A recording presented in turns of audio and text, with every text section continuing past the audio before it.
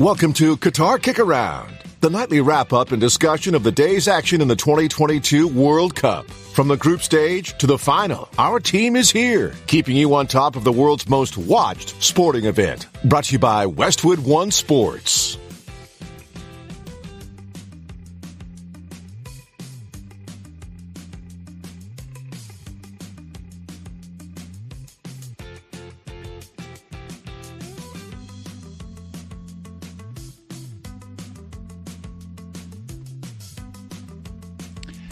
Howdy-ho, and welcome to Messi Wins the World Cup, the final episode of Qatar KickAround, our amazing journey into this amazing World Cup, which it has been for a whole host of reasons, good and bad, 2022 in Qatar. Hi, it's me, Peter, tagging along with the guy that knows more about the World Cup than me, and always has and always will.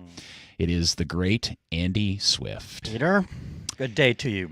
Good day. And live from all the way over there, our very good and new best friend, part of the family, the great Lars Sivertsen. Oh, you're still muted. Good Lord. What am I doing today? Let's try that again. Lars Sivertsen. Thank you. We've spent a lot of time together this last month. Is it too much time with Americans, Lars? No, I don't think so. I feel like I have more of an optimistic and sunny disposition now. I see the possibilities in human endeavor everywhere. I also just think this is the most time I've spent either digitally or in the flesh with anyone who's not my girlfriend or my dog for a very long time. Yeah. Well, we should introduce you to a website called OnlyFans, Lars. What? No, just kidding. That's a joke. This is funny stuff. I don't know if you guys know this, but there was a World Cup final today. And it might have been... Wait, do we have trivia first, Andy? Or do you want to save the trivia till later?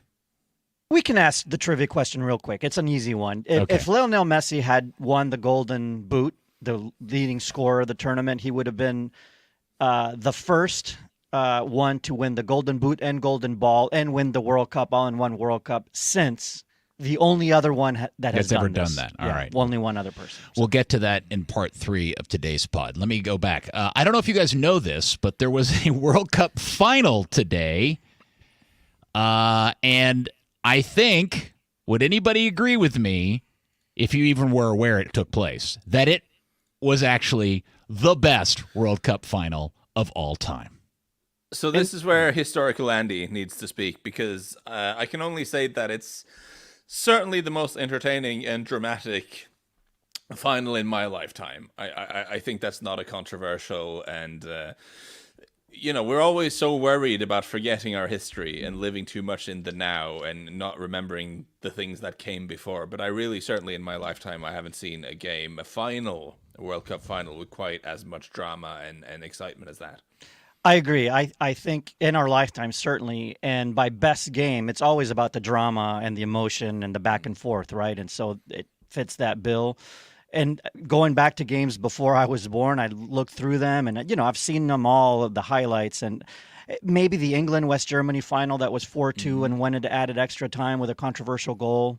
Yeah. Maybe that one, or the 3-2 win West Germany over Hungary after being down. But certainly this is a World Cup final that can say, or is the World Cup something that can now drop the mic and say, I'm retiring, World Cup is done, we end with this, right? It was epic. Since you referenced the England-Germany final, I have to say, as a slight aside, the rather magnificent Scottish ex-player, now broadcaster, Ali McCoist, did say on the broadcast today, when Kylian Mbappe scored his third, that it's the first World Cup final hat-trick where every ball was over the line. Ah, good. All right. Which is tremendous content from our Scotland. Yes, right. Very Scottish. Yeah. Proud of the Scotsman. That is great.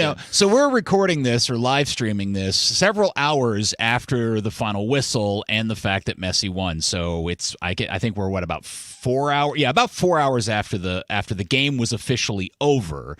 But in that time, we've all, I assume, if you're like me, consumed a lot of footage and photos and quips about the scenes after the game. And I don't know if I can, and I've really thought about this, I can't think of another result of a sporting event that seemed to have such a unifying sense of everybody's so excited for the winner as this does, because it's Messi and what he means to the sport and what this particular storyline meant to him and his country and all of that. And I find that astounding.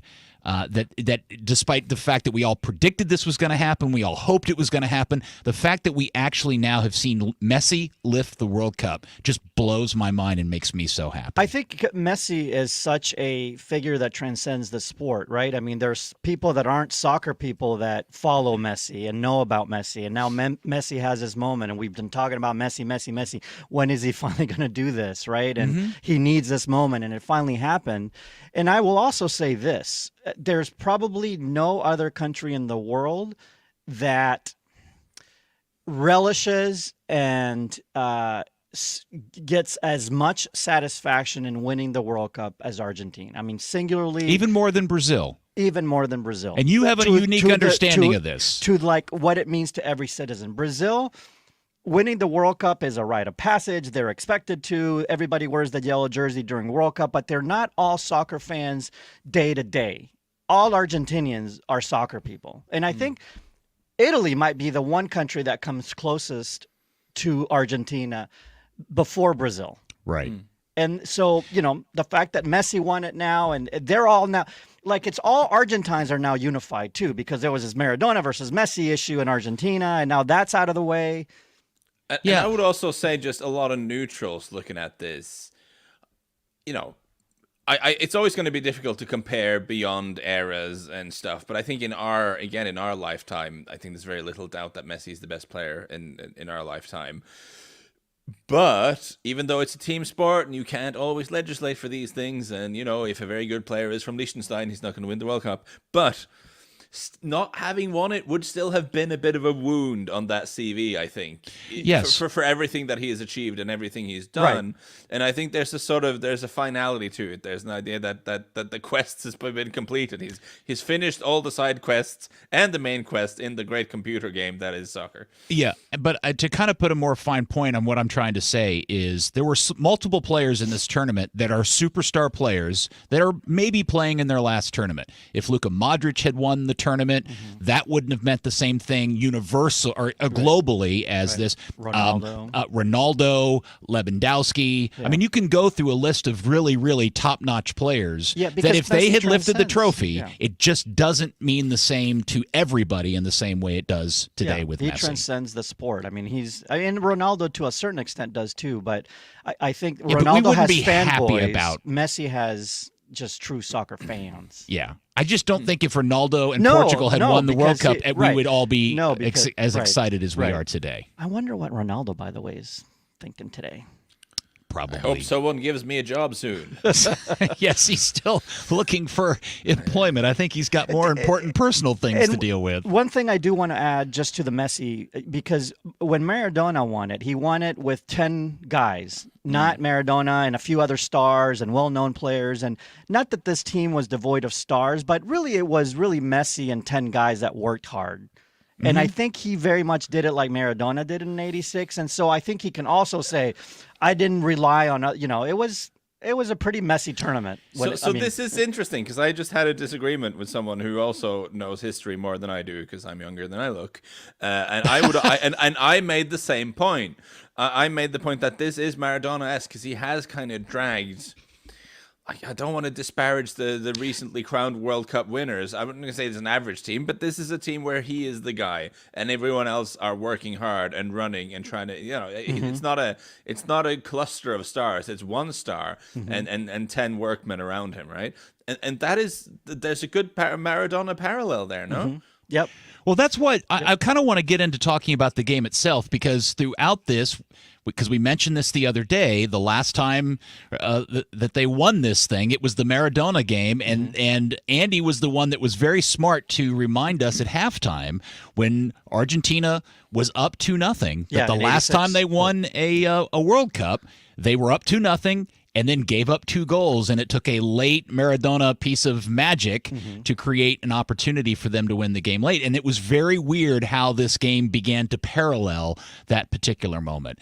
And so what I think that to start in just talking about the game is my level of surprise, Lars, at how soft France was up until whenever the game shifted, which we'll get to later. But for that first half, just specifically in the first half, France were so far off of it, and Argentina was absolutely pedal to the metal. Yeah, so I'm wondering if one day we will get the full story of France's preparation to this game, because I do wonder if there are things that have yet to emerge in terms of the sickness in the camp and stuff like this. And I'm kind of grasping at straws here a little bit, because they looked so off it physically, some of the players. Someone like Theo Hernandez in particular was just not there. Our left back was physically nowhere near his full capacity.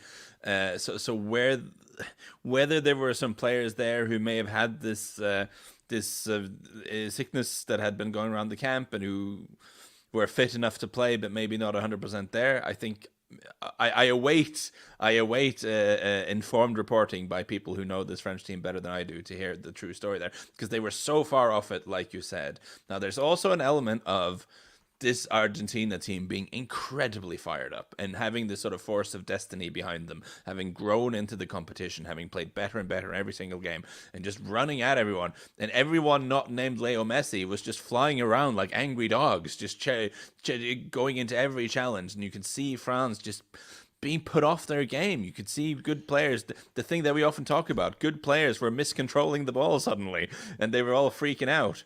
But I do think physically, whether they were tired from all the football, whether some of them have been ill in the last week, I honestly don't know. But something was not quite right with this French team in the first half.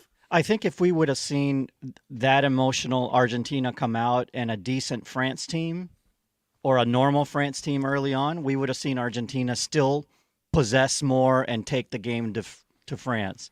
If France would have been just with those sick issues and Argentina would have come out normal, we still would have seen a better Argentina team. But those two things combined, we saw, it was like I was telling you guys, it looked like Argentina-Poland, not Argentina-France. Yeah, it was really weird, because if you paid a close enough attention, this was not a tactical battle in any way. It was very simply Argentina was battling for every ball, with or without the ball. And France was never pressuring Argentina on the ball. Argentina had space and time to do what they wanted to do, and it was really odd to see them get to the final and France play so flat, which drives home the very unique and weird point. And Andy, you're the historian. You tell me if you've ever seen this in a World Cup final before. Deschamps is forced to change because he's down 2-0 to make 2 first-half substitutions. Yeah, that's rare. It's rare that we had such a one-sided game in a final. I mean, there have been ugly finals that are boring, finals that there's clearly a better team,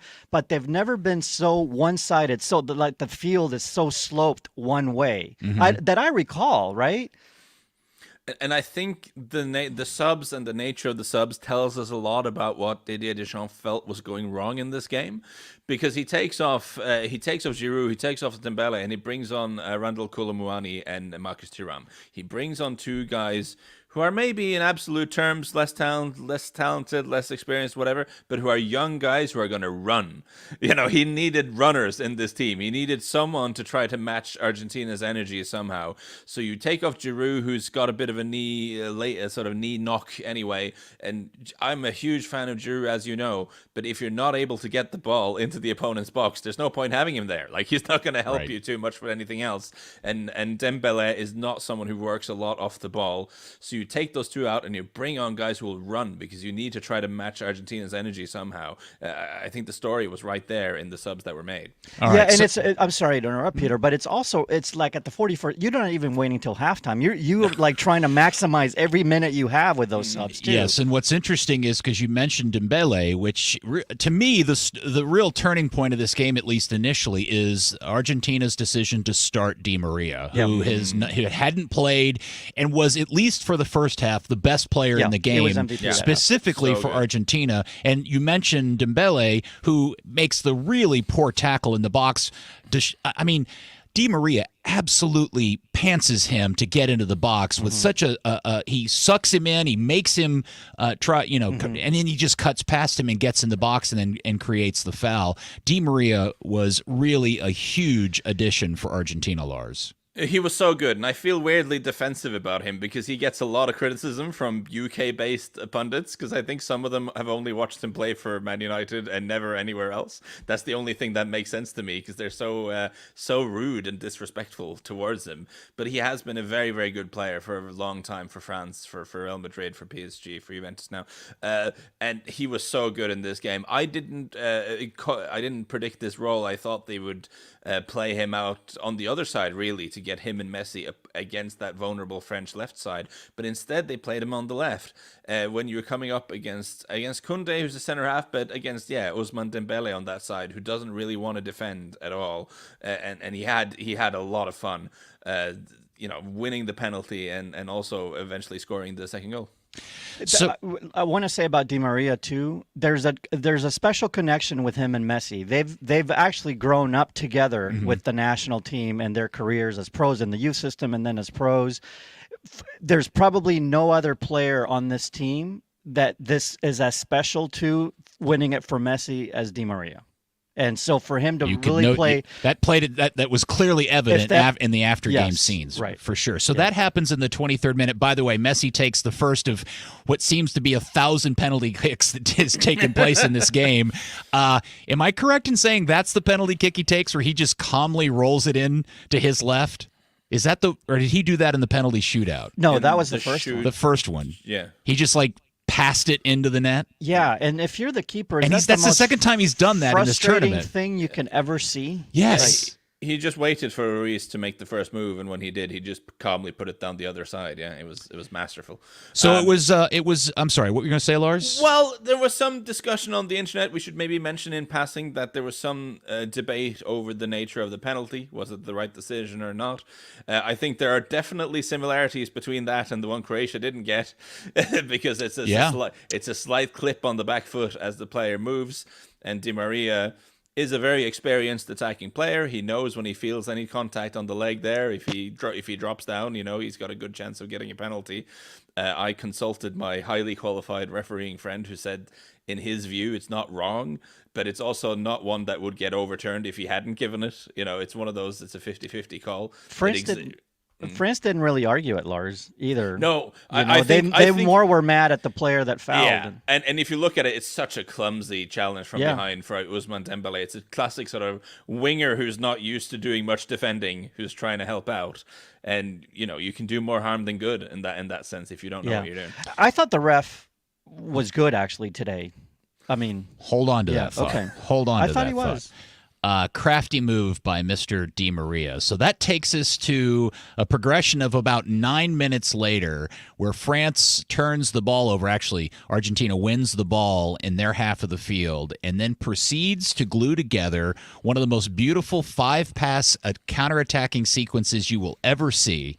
And holy moly, the ball ends up to McAllister, who makes a perfect assist pass over to Di Maria, who, by the way, if you haven't really paid attention to his particular finish, his finish for that goal, just kind of lifting the ball over and placing it in the far side of the net, is world class. And the game suddenly is 2-0.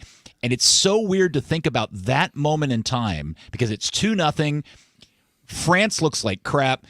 We had no idea what we were in store for in the hour that was about to come after that At that point, game. we were like, man, is it going to be a romp at this point? Yeah. Right? I mean, I saw no way that France comes out of just the way they were playing and how good Argentina was playing off the ball, without the ball.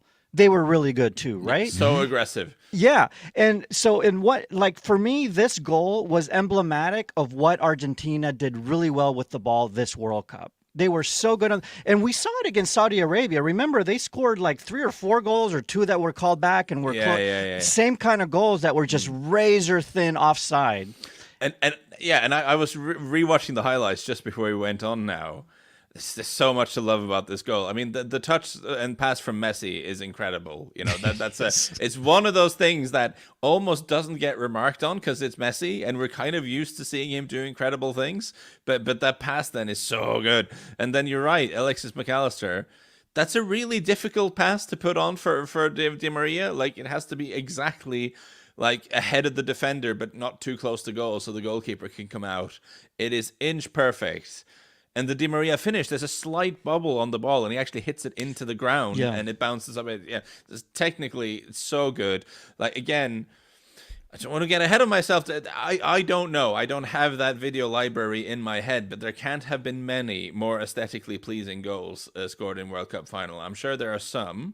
I'm sure if someone took the time and went over them all, there'd be some good ones. But that's one of the very best goals. There's actually a really interesting article in The Athletic today where somebody goes back and ranked all 77 goals in the World Cup. Wow. In this World Cup? No. Oh, World Cup finals. All 77 World Cup finals, and he went through and decided, subjectively made a choice as to what the best, all the way from 77 to number 1. It's in The Athletic today. And I think we may have tweeted it out over on our Twitter account at the KickAround. Just real quickly, we really need to pay at least a couple of minutes of attention to Mr. McAllister, which has to make all of the Brighton fans just absolutely giddy and nutty all at the same time, because I don't think I've ever paid attention to him for Brighton, but man, he's been such an important part of this entire Argentinian story in this tournament, Lars. Yeah, no, he's been great, and I think he's an example of Lionel Scaloni as a coach getting it right, because you'll remember he wasn't in the lineup for that first game against Saudi Arabia. There are a couple of changes that have been made since then. He's come in since then. Enzo Fernandez has come in since then. Julian Alvarez has come in since then. What do they three have in common? They're all young. Like, they're all 23 and younger. And I think this has been the key to making this Argentina team work, is that you have Messi famously walks around a lot. I mean, there's been all kinds of stats about how he's walked the furthest in the tournament because, again, he's not a young man and he has to ration his energy a little bit. But the way you make that work is that you put players around him who can run a little bit more than the opponents, run a little bit extra. And Alexis McAllister is a great example of that. He's a great player, but he's also like, if I close my eyes and think of Alexis McAllister in this tournament, but the mental image I have is him making a run off the ball because he's always on the move, Just want to that ranking, by the way, just because we just talked about it. He has it 5th best goal of all time. There's that Carlos Alberto goal. What is 5th all time? The goal, the second Argentina goal today, the Di Maria goal. He's already added it. He has, yes. Oh, okay. Wow. When I read it this morning, he didn't have today's goals in it. So that's where he puts it. Remember the Brazil, the Pele goal, the no-look pass. He's got that ahead, and then there's a Pele goal against Sweden. But anyway, top 5 goal in the finals. Not bad. Angry about that. That's fair enough. Yeah. Yes. One of the things that I think, and maybe what we should do is just finish talking about the first half, and then we can spend the next segment talking about the second half and everything. But what I do think we have to keep in mind is what we were talking about a second ago, which is we get to this moment with still about 10 minutes left in the half to go. Argentina is up 2-0, and the game has a very almost definitive game state feel to it. Like, all right, there is a dominant team and a team that just doesn't look into it today. We all think we know where this is headed, but what we're not paying attention to that hindsight tells us is, man, Argentina expended a ton of energy in this first half that really comes into play as the game plays out, especially in the second half. And we've talked about it all tournament long, France's depth. Which sets them apart. We didn't that didn't register with me at halftime until it started to happen. And Lars mentioned it, I think, in the chat. And it's like, oh, yes, that's right. We talk about that all the time. And everything changes on the penalty, right? Because it's very tempting to spin a yarn about how. Wait, which penalty are you talking about? The first penalty to France, right? Oh, well, hold on. We're not at the second half yet. So are we not? just no. Hold on. We're talking about our mental state at halftime.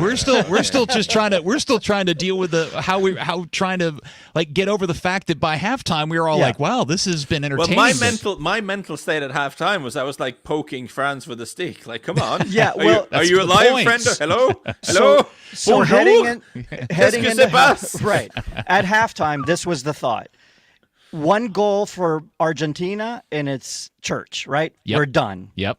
One goal to France, and the game suddenly gets a little bit more interesting. I mean, I know that's a simple thing to say, but really, that's what it was going to come down to.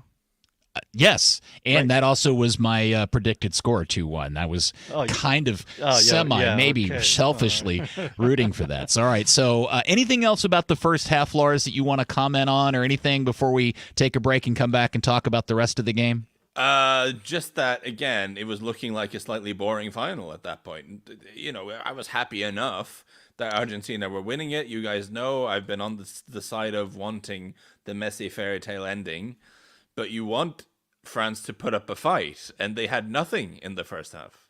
Little did we know. Boy, were we just a bunch of little Red Riding Hoods skipping through the forest at the 45-minute mark. When we come back, we talk about all of our brains melting over the course of the next hour, and we'll do that next.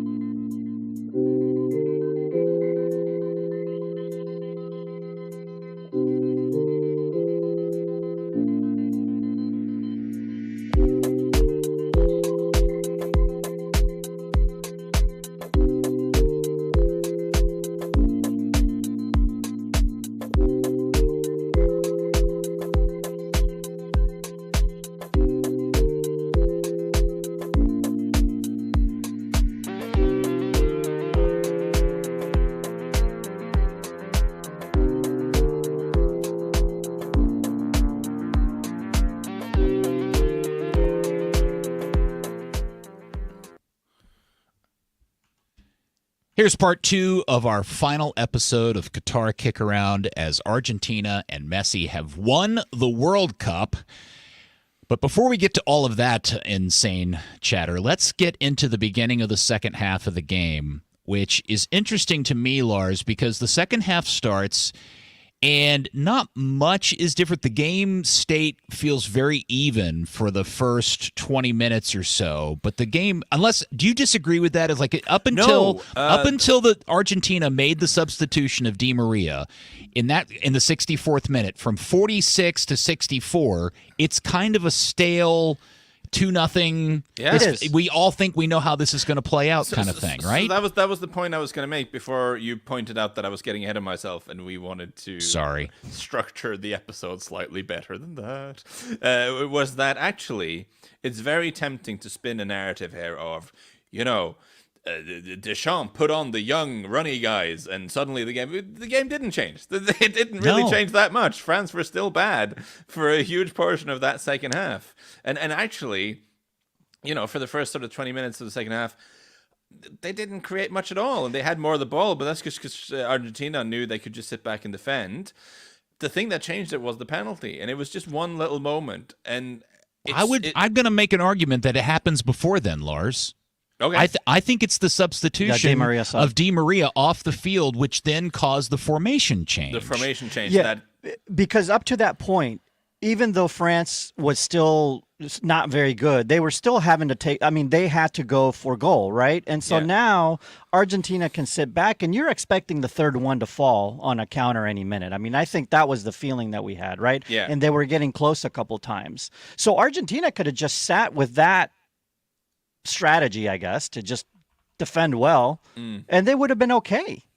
But then that happened, what you mentioned. I just think that what happened is that when Argentina went from a 4-3-3 to a 4-4-2, the midfield battle changed very significantly and tilted in France's favor to a certain degree, because now they're kind of even up in midfield, and France suddenly starts to feel like they can be more dangerous and aren't as worried about getting countered. And that's where, for example, the penalty that you're talking about is kind of created from, along with a really bad Otamendi moment of his game.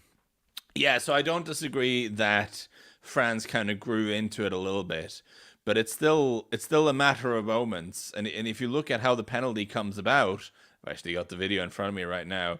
It's Otamendi just freaking out and panicking and making a really bad mistake. And Who is it he fouls in the box? It's Randall Colomwani. It's one of the young guys who came on. Colomwani, who we've mentioned before. He's not young. I think he's 24 or something, but he's been a breakout star in the Bundesliga this season with Frankfurt, having joined them in the summer. And he's not someone, like, I swear to God, if you'd have told him in the summer that you're going to be playing in the World Cup final, he would have thought you were insane, because that didn't look like the direction his career was heading. But he's gone to Frankfurt in the Bundesliga, done really well there, and was called in, not as part of the original squad, but he was called up when Christopher Nkunku had to pull out. So he's not even in the original 26 for France, but gets called up because of injuries and comes on here as a substitution, and I think made an impact. He was certainly the guy who got pulled back by Otamendi here, and it's him latching onto a ball that Otamendi should probably deal with in some way, but he sneaks up behind him, gets in front, gets a touch, and Otamendi just panics and does a little bit of grappling, and it is maybe a tiny bit of a soft penalty, but he does have his hand on his shoulder, and it's not any softer than the Argentina what's penalty. The pundit phrase for it is, he gives the referee a decision to make. Right. Put it that way. Hey, with the second you're a center half and an attacker is in control of the ball ahead of you, and you start putting your hand on his shoulder, if he falls to the ground, a lot of referees will just give a foul. That's just how it goes. Just real quick, before we talk about the penalty, I just want to point out, we talked about the fact that the subs made at the 64th minute. And I want you guys to remember, in the WhatsApp group, I had made a comment, because I noticed this, in about the 68th, 69th minute, I noticed what felt like to me the very first time France won a first ball in midfield. And what also noted in that minute, about that same time, in the 68th minute, France took their first shot of the game. Yeah, it's crazy, isn't it? France had 10 shots in the entire game to Argentina's 20. All 10 of those shots came after the 68th minute of the match. Well, that's a little bit of that energy, like having come that initial energy that Argentina showed, like that exhaustion level coming into play, and the depth coming into play for France, and it all just kind of like came together around that time. Now let's talk about that PK that Mbappe had to step up to take. That's a huge deal, because this is a big time take, right? It is. And is it just me, or is Mbappe, I don't know what his overall PK record is, Lars or Andy, but is it just me, or is he the most nervous-looking PK taker? Because he looks all around, and he's looking at the ref, and he's checking something else, and he doesn't seem very focused. But when he takes it, he takes it with... His record is fine. He scored 24 and missed 5 in his career. That's not including shootouts. That's just in regular play. But out of 29 penalties, he's missed 5 and scored 24, which is almost exactly average. Yeah, slightly below average, marginally, but yeah. So he took the perfect kick, right? I mean, it kissed the post, and if he doesn't take the perfect kick, Martinez saves that. That's true. Because Martinez has the perfect dive. I mean, it is inches, not even inches, from him stopping that shot. And it took a perfect kick by Mbappe. And that's a big-time kick, man. That's a big-time stepping up as a young kid. And in that moment, because now we're at 2-1, we're all like, okay, France has scored, but they still haven't felt very dangerous. Right. And but in the back of your head, oh, wait, Argentina gave up a 2-goal lead the last time they were in this situation. Oh, and they also gave up a 2-goal lead to Netherlands not that long ago, so they're capable of this kind of collapse. But we just hadn't seen the French look all that dangerous, and then it took only about 90 seconds.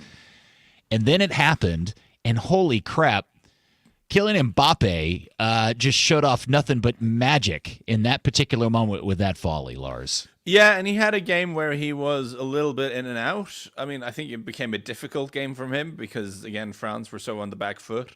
And I think until the penalty, I think he had one touch in the opposing box before that, so he just couldn't get the ball in any promising positions. Now, the second goal actually happens. It's a Messi turnover. Lionel Messi has the ball. Oh, that's right. And is muscled off the ball by Kingsley Coman, who was also very good after coming on. A very good substitution there. And he plays it across the field. He plays it initially to Rabiot, who then plays it across the field to Mbappe, who does a clever sort of 1-2 with, again, that man... I think, well, actually, it was Marcus Thuram. It wasn't Colomani. Apologies. But the point is, he plays a 1-2. The ball comes back to him. And this is where he's very clever. He's in a position where I think 99 out of 100 forwards will take a touch to get the ball under control. But it's bouncing towards him, and he just decides, I'm going to volley it straight away. And it's a technically really difficult skill to execute. But the benefit is that you shoot slightly earlier than the goalkeeper's anticipating. If you look at that finish... I don't think Martinez is expecting him to shoot on the first, and it gives him just a little bit of a head start, basically, the shot on Martinez. And Martinez reacts very well and almost gets to it, but no, it's really, really well done. That's a goal worthy of the future GOAT, right? And at that moment when he scores that and they tied, and now the game's starting to get bonkers. Now it's, the game is on. This whole Messi passing the baton to Mbappe and the story. Now it's all coming together. Now it's like, okay, we have something special in front of us at this moment. I mean, that's when I got like, okay, this is something else, right? Yeah. Because it was Mbappe. Yeah, it went from being the Messi story to the Mbappe story in the matter of literally 90 seconds. Right. And the funny thing that happens is that we then go into extra time. And, we've seen quite a few games go to extra time, and very often not that many things happen in extra time. This wasn't it. Like, a lot of things happen in extra time. But we almost didn't get to extra time because Messi came right back.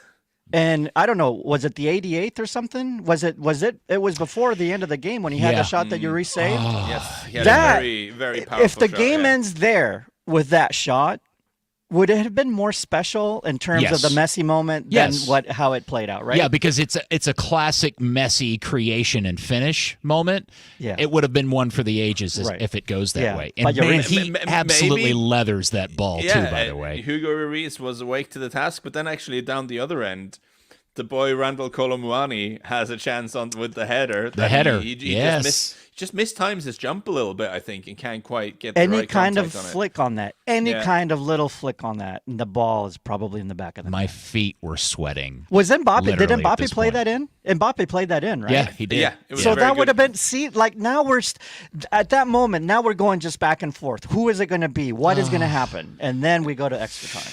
Yeah. And okay, so when we got to extra time, be honest, Andy, what did you think was going to be the result? Did you change your mind, or did you go, no, okay? I had no idea. Look, first of all, this was a coin flip game. Heading into the game, remember, we couldn't tell. It ended up being a coin flip game, but, it didn't start off that way. But I didn't know. Okay. Did you? Did you have a feeling? Well, I'll answer. Lars, did you have a sense as what was going to happen when we went to extra time? I thought if it's penalties, Argentina definitely win. No, but I didn't did you think it would Did you think it was going to go? Yeah, I did think so. You did? But that's just because I'm cynical, and I've seen a lot of games go to extra time, and what usually happens is that everyone's too afraid to lose, that no one wants to try anything, and they just kind of sit back and take penalties. Whereas that's not what happened here at all. But I was worried that the game state had changed and kind of shifted into France's favor. France looked a little bit more energetic. They had had, France. This is the thing, France is an incredibly deep roster. We've talked about that forever, and it was really on display. With their substitutes, to me, looked fresher and more dangerous than Argentina's substitutes. And I just thought, I don't think this is going to make penalties. But holy cow, does it make penalties? And we get to because we get to the 108th minute, and that sequence by the Argentines, because they kind of come out. I thought Argentina was the better team to kind of start added time. They were. Yeah. And this is when I started making jokes again about Lautaro Martinez channeling the spirit of Higuain, because he kept missing. He had like 3 really bad misses after coming on. Lautaro did, and I thought for sure it was going to be one of those. And I always believed really that if it went to penalties, Argentina would do it. But then you see Lautaro Martinez make those misses, and it just reminds you of Gonzalo Higuain in 2014. And you think, oh my God, is Messi going to be denied the World Cup by dumbass finishing by his teammates again? But no, of course, first he took matters into his own hands and cleaned up. I mean, it's very harsh to call that cleaning up a Lautaro Martinez miss. That was actually a really good finish by Martinez that Lloris only just about managed to keep up. He nearly ended up in the goal himself, parrying that shot. So much force on it, and then Messi was there. But Messi was a big part of the whole build-up to that goal as well, to get that sequence going. But how often has Messi scored a goal when he's sitting right in front of the keeper? Have you ever seen? I can't remember when Messi scored a goal. A jump goal? Yeah. A tap in? Yeah. A tap in. I just don't remember him doing that. Because it's usually him playing the pass. Yes, right, exactly. And there's so many really interesting elements to that goal, because first off, was that guy offside? Did the ball cross the line? Right. It was crazy. Because it's Messi scoring what is we all think in that time the winning goal of the effing World Cup, and we're all losing our minds. He's losing his minds. Yet we have the specter of not just VAR but goal line technology, and we're waiting for all the ones and zeros to calculate out. And that was the triumph of the late flag, by the way, the much derided late flag, because the assistant referee thought it was offside. The assistant referee. Did he? Oh, yeah, he had his flag up. Oh, I didn't see that. Okay. As assistant referee let the play go, as you're instructed to do when you're not entirely certain. And then when the goal was scored, he stuck his flag up. Then he put his flag back down again. So maybe that was the referee telling him, no, I saw that better. I don't actually know what happened there. But assistant referee initially put his flag up. But then, of course, if there was any check at all, there was a check, and it wasn't. It wasn't. I enjoyed the fact that I think it was. I don't know if it was Varane or Upamecano. I don't know which French defender it was. His ass cheek is what kept. I think it was Martinez on side. I thought that was very funny. The graphic actually had his butt, touching the plane. The graphical plane was very, very funny. Okay, at that moment, Messi scored. They're up 3-2, and at it, we're all going, okay, this is it. The magic has happened. Right. Oh my gosh, we're all super excited, and then it just took a matter of another. Oh, but we've got so much time left. Oh no. And there it happened. Mbappe goes to crush a ball from distance, and an Argentine turns his back. It was Munai? Who was it that did it? Molina. It was Molina who turns his back, and his arm's just a little bit out from his body. PK. And here we go, all over again, Andy. It's one of those, we've had this conversation on our show so many times. I don't love the laws of the game. I think it's a very, very harsh consequence for what the Argentine defender does. But at the same time, that's a shot that's potentially heading towards goal, and it gets blocked by an arm that's poking out from his body. So, the laws of the game are what they are, and it has to be a penalty. Yeah, and the referee with the right call. Again, I know you want to talk about the referee a little bit later, it seems like, because when I bring him up, I think he had a solid game. I should just stress, I feel a lot of sympathy for defenders with arms attached to their bodies, because there are situations like that what are you supposed to do? Like, it's really, really difficult for them. His arm is coming away from his body because he spun but you know what? That happens when you move. Yes, that's my point, Lars, is that when you spin like that, your arm will come out. And it's not like it was extended out. It was at his natural turn. It's just it is what it is. Incredibly difficult to be a defender and not concede penalties now when people shoot balls at you, because it's just wherever your arm is, apparently it's wrong. But plus, it led to more epic stuff, so it's okay. It did. But here's the thing: I know that Mbappe really hit the ball well, but it didn't look like it had any kind of knuckle or spin, and it looked like it was going to be a relatively easy save, or at least a parry. It was going to be on Martinez. goal. It was going to be on goal, but okay. it was Martinez was in line to do something with it one way or the other. So the fact that it turns into a penalty kick feels really severe for the infraction that occurred. That's a whole other conversation. But I should stress, it's 100% a penalty, and it's 100% the correct decision. I'm just complaining about the laws. The rules, not the application.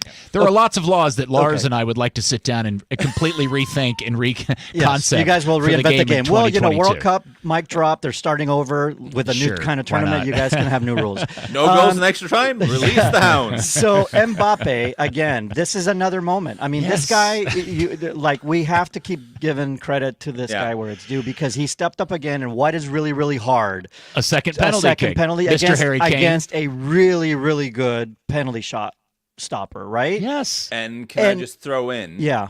The reason there's a little bit of extra pressure as well on Mbappe with these penalties is, you guys might not remember this, but when France went out of the Euros, of course, it was him who missed the deciding penalty. Yeah, not to mention that it's the 118th minute of a World Cup final. If he doesn't tie it, they lose the World Cup.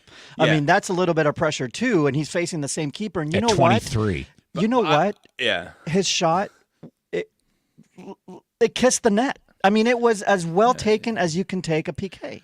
Yeah. I just want to stress this. It caused quite a lot of aggro in behind the scenes with the French squad when he missed against Switzerland in the Euros, because there was already a sense in that tournament that he was getting a bit big for his boots as a person around the squad, and then he stepped up and missed the deciding penalty, and that caused a little bit of reportedly caused a little bit of anti-Mbappe sentiment in the group.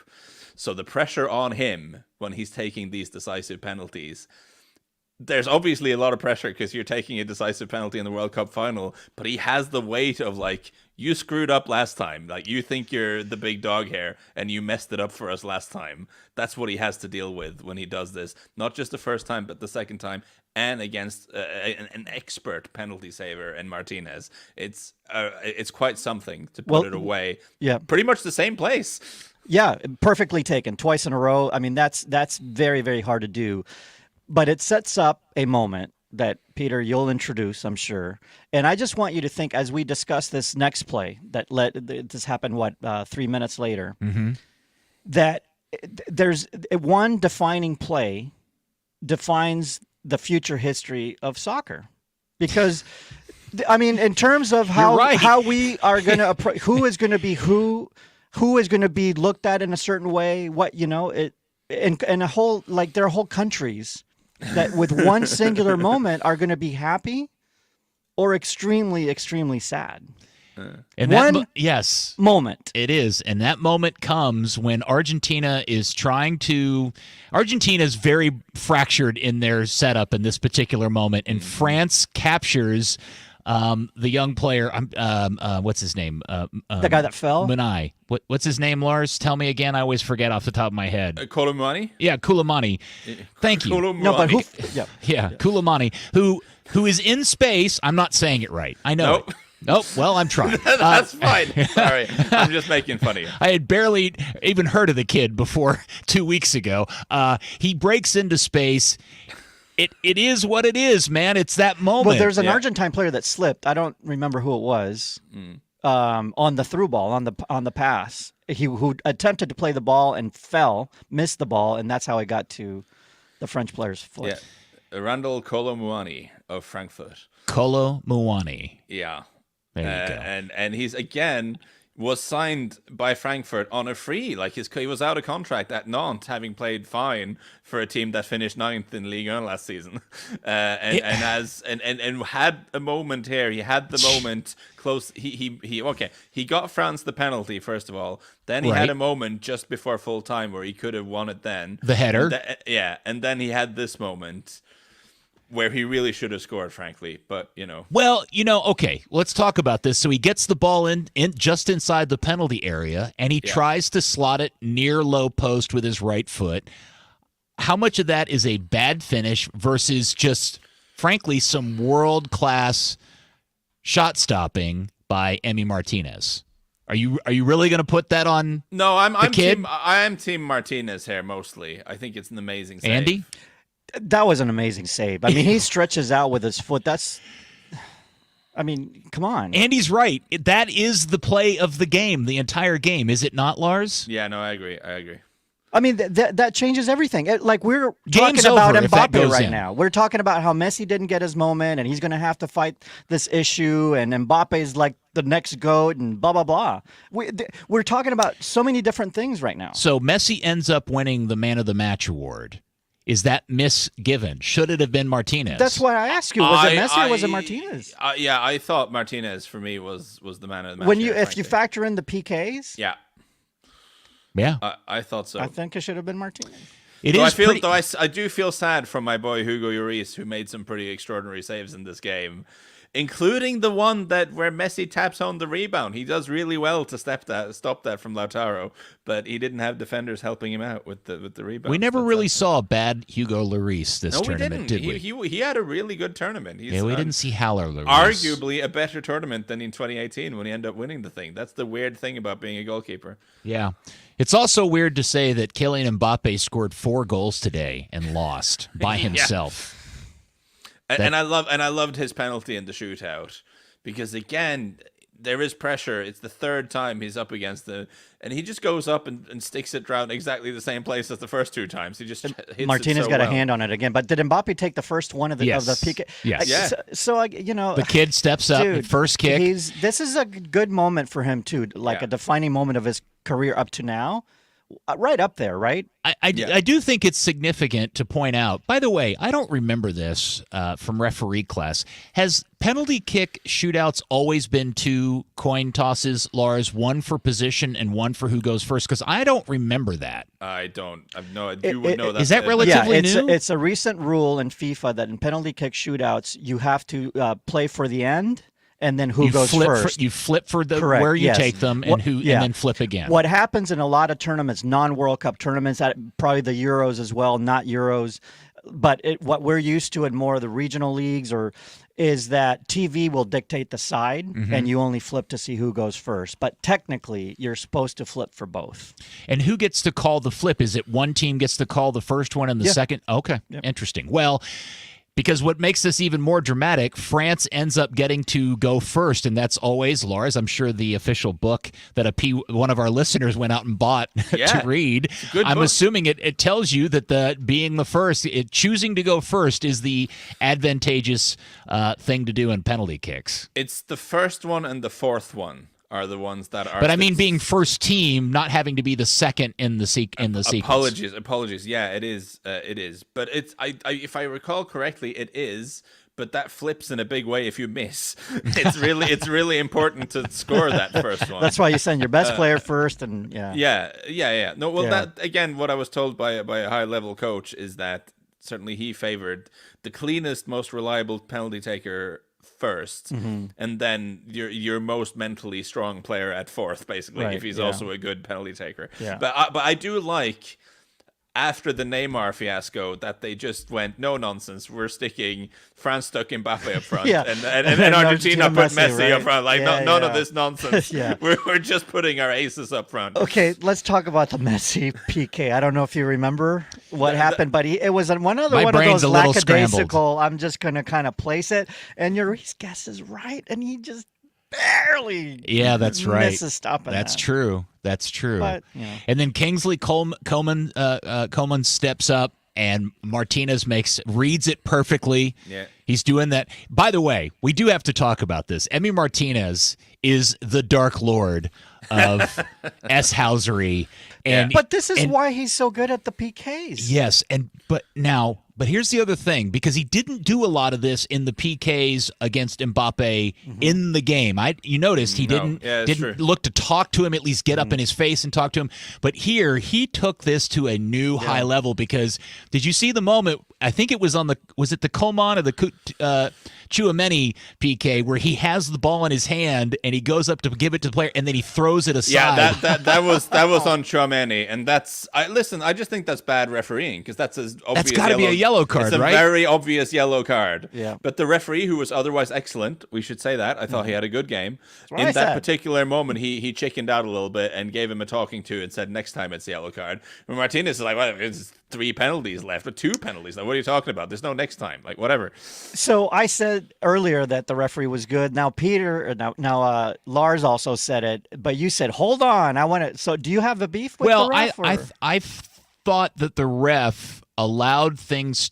It's not that he called the game poorly, but there were a lot of fouls that I thought were clear yellow cards and cautionable moments of attacks being killed off or opportunities being that I thought he should have cracked down on a little bit more. But I thought he did that fairly, at least across the 2 teams. I got you. They let it flow, as they say in England. All right. So when we get to I think Argentina probably should have had a couple of yellows. I don't disagree with that. All right. So when we get to the second Argentine penalty kick with Dybala, who I didn't even realize had come into the game. Oh, he came on specifically for that. I know, and we all have had this conversation late, which is the concept of inserting a player in just to take PKs. How many times in recent months have we seen that player come on and either have it saved or blow it to the moon? Happened to England. Yes. In the Euros. Yep. Yeah. But and I'm just Dybala's penalty record is pretty good. He's in open play. Open play. It's not open play, but outside of shootouts, he has scored 27, missed 5. So that's decent. That's pretty similar to Mbappe's record, really. And he came on, and I guess, it was. He slotted it right down the middle, and Lloris almost saved it with his life. Lloris almost saved that. Yes, that was a tight one, too. Tchouaméni ends up getting saved by Emi Martinez, and then we exchange, and we get to the very last penalty kick. And the irony of all of this is that Gonzalo Montiel is about to take the penalty kick that will send Argentina and Messi to a World Cup title. He's also the player who the penalty kick was called against that gave up to tie the game 3-3 with the handball. And I think I'm correct in saying, did he not score the first goal for Argentina in the tournament on that crazy Messi pass that we love so much in the second game? That from field of play. From the Messi, run of play at the very beginning in group stage. Wasn't that their first goal in the tournament? Or am I getting things confused? I think you're getting things a little bit confused. Well, that wouldn't be a surprise, Lars. That's my role here on this program. Because Messi scored a penalty against Messi scored Saudi the first goal against Mexico. And he scored a long shot against Mexico. Okay. And then Fernandez scored. Right. But you are referring to the goal against the Netherlands, are you not? The magic pass? Yeah. Was that late in the tournament? For some reason, that feels like a million years ago in my head. That was Nahuel Molina against the Netherlands. I thought Montiel had scored very early in the tournament for right position, though. Right backs, all the same. Oh, okay. And they both begin with M. So there's my excuse. Let's talk about another pressure moment, because now this kid had committed the penalty or the foul that led to the penalty that could have knocked Messi off. Right. Right? You'd have to carry that Lets badge. the country down. Now he has to step up and take a PK. But he comes through. And he hits it really well. Yep. I mean, that's a pressure moment. The kid came through, so... Yes. And then the scenes go mad. And did it take you a minute, Lars or Andy, to calculate and realize that this was now over and Argentina and Messi had won the World Cup? Like, it just seemed very weird in that specific moment that you had to oh my God, here we are. No, I was more focused on the muted celebration of Montiel when he scored it. Yeah, I thought so too. I noticed that as well. But I think, Lars, it's because of that. I think it was... sometimes when you're really you go in for a diagnosis and you're told everything's okay. It's more relief than happiness. You don't go jumping around. There's a moment of yeah. And I think that's what he felt. We've heard that so many times from professional players about penalty kicks. Is scoring a penalty kick is more relieving than it is exciting, right. because the pressure is just so farting great. Yeah. It was amazing. So there we were. After a 3-3 draw, Argentina wins on penalties 4-2. Messi now has his World Cup. We'll take a break, and when we come back, we'll spend time talking about what does that mean, and we'll do that next.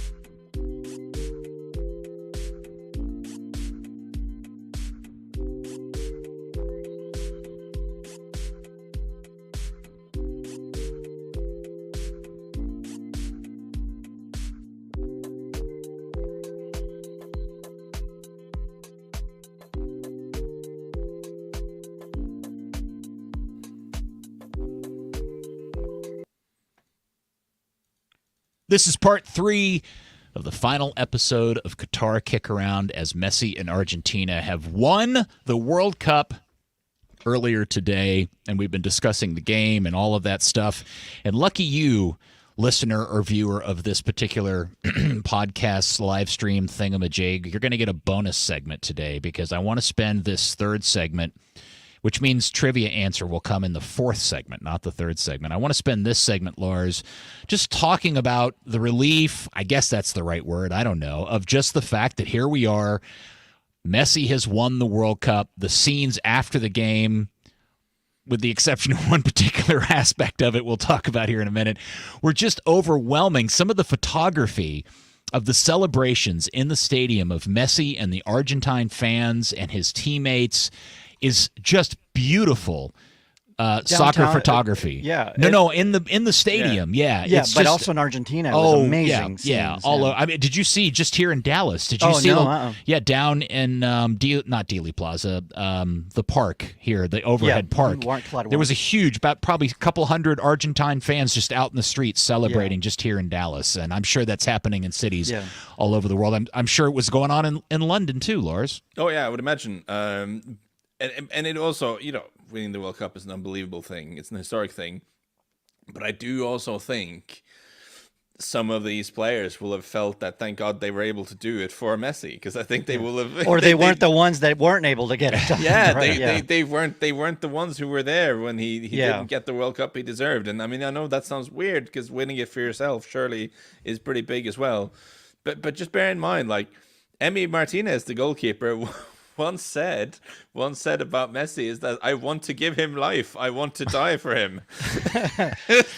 Now Martinez is one of the loosest of the cannons. Oh boy, is he ever! but you gotta bear in mind, he's lucky he's not in prison right now. Messi means so much to these guys, and there must be an awareness for them of just. The fact that he is great and he's a historically unique player. And if they can't help him get across the line, then, it's on them, right? It's their fault because it's not the GOAT. So I think a lot of people were approaching this as Messi needs to win this to secure his legacy. Messi has a legacy. Like everybody has a legacy. It's to secure his best possible legacy. Like this is the best possible legacy he can have. This is now not a legacy that falls just short. He was going to have the legacy as one of the greatest of all time. Sure. Independent. So winning this just elevates what his legacy will be. And of course, back home, it erases all the doubt about, I also think that because the quote unquote greatest players of the game are from a generation or an era so long ago that a lot of us, maybe even the generation younger than Andy and I, are extremely relieved to see that Messi is of their time and they got to see him win a World Cup, and there's a whole bunch of relief tied to that because we all, as Maradona or Pele fans, we saw Pele was before ours, but we saw Maradona. But Pele was part of our youth, coming over here and playing in the United States and all of that. So the fact that those two guys had won World Cups in their own time was kind of a specter looming over everything. And so I think for Argentinian fans or just fans of Messi, whatever your nationality is, it's just a relief to know that box has been checked. And again, it's the culmination of something we spoke about a little bit in the final preview pod about how for quite a long time he was almost like a man apart when he was with the Argentina national team. And it's not that he wasn't brilliant and didn't do brilliant things. You can go back and watch some of the goals he scored. But so often it seemed like he wasn't quite on the same frequency as the rest of the team, because he was used to playing in this really well-oiled Barcelona team where everyone knew their role and everyone knew their thing, and Messi could kind of float around and do the things. Then he would join up with Argentina, and there was something that just like the wheels on the wheels in the machinery just weren't quite connecting, and it wasn't quite clicking. And of course, on a personal level, he was always quite shy. He didn't speak a lot. He wasn't the most approachable character around the national team camp. And in the last few years, all that's changed. He's become a much more vocal character, before the game here in the UK, one of the broadcasters showed video of his sort of pre-match speech before the Copa America final when they won that. And just a few years ago, the idea of Messi holding the pre-match speech would sound insane because he didn't talk. He didn't say much. But he's kind of grown into himself, become a leader. And the thing that I've really noticed watching this tournament is there's no sense at all of him not being on the same frequency as the other players. There is an understanding there. Right. Before this group of players, he was considered the leader, but when they failed twice to win Copa America, they got to 2 Copa America finals. He said he's done with the national team. He couldn't win anything. A criticism that teammates had off the record, but it was kind of known, is that he wasn't a great leader. He wasn't great in the room. They didn't respond to whatever leadership style he brought. And that changed once that regime of players left and this new group came in. This new group, it was like, except for Di Maria, he goes back with Messi a long ways and they're tight. But the other guys, it's clean slate and they look at him a little bit differently. A lot of them grew up learning to play the game watching Messi play. So in their minds, Messi is a different person and player than the guys that kind of grew up with Messi, playing together with Messi. They looked at him more as an equal and not as somebody that, hey, this is our leader and this is who we respond to. And I think that's a different dynamic in the room, and I think it comes across. And I think it really matters when you do have a generation of players who, like you say, grew up worshiping this guy, that he actually talks, that he says something. He's developed anything. Absolutely. Yeah. But you know what? It's it's kind of not a vicious circle, but it goes hand in hand, because I think he feels more confident as a leader with these guys than he did with the other group. Yeah. And then before that, Maradona was the coach, and that was a disaster for him, right? Yeah. I mean, so all that is behind. And now he can almost like be the leader that he can be, because he approaches this. He looks at these players in a different way, and the good leadership skills came out, I think. Yeah, so you had the Maradona coaching debacle. You had Jorge Sampaoli, who's a good coach, but who's quite ideological in the way that he has an ideal way of playing football that he wants to play, and he wasn't willing to adjust to the fact that he didn't have players to do that for Argentina. Whereas with Scaloni, the thing Scaloni has said is that he's had really long conversations with Messi about, like, what's the best way of making this work, which is what you should do when you have a 30-plus-year-old superstar who has unbelievable strengths, but also a couple of little weaknesses that you need to cover up, right? Yeah, but Scaloni's also young. And he's also like, it's like a Messi guy, in a way. Well, and the fact that how many times have you heard the only reason why he even has the job is because he was kind of the available and wasn't super expensive. Yeah, he was cheap and available is the word, yeah. Yeah. The other thing, and we talked about this in a pod a while ago, is the fact that the specter of Maradona not hanging over Messi in this team, I still think has some part in all of this to some degree, just because of his impact and how he could change the mood of the fan base with his public comments. With his public comments, yeah. And then that gets to the locker room too, right? I think that had something weird to do about it. So the game is over. The celebrations are going on. I thought the Qataris did a really nice job of organizing the production of the celebrations and the ceremonies of awarding the medals and the trophy. It was all very perfunctory, and things were going to go according to plan. What were you going to say, Loris? Now, before we get to the obvious thing, can I just interject that? Yes, but do we need to force the losing finalists to pose quite so much for the cameras and stuff? I think that's been planned by people who don't really understand the emotional state that those guys are in. I don't think any of the losing finalists want to go up on a podium and receive a medal and stand in front of a thing. Well, it's tradition for second place to get medals, Olympics too, but give you your medal, be on with it. Yeah. Get back to your locker we room. all know what this is. Here's your medal, Yes. but we understand that you're disappointed. Exactly. Go to the dressing room. Right. I felt they forced them to stand in front of the cameras much more than what was actually needed. Let me just say that. And credit to Mbappe, who had to go up and win his Golden Ball award because he did score the most goals in the tournament. He his body language, he clearly was disappointed, but he didn't look like he was going to throw a hissy fit and sulk He's and pout. already thinking about 2026. Sure, of course he is.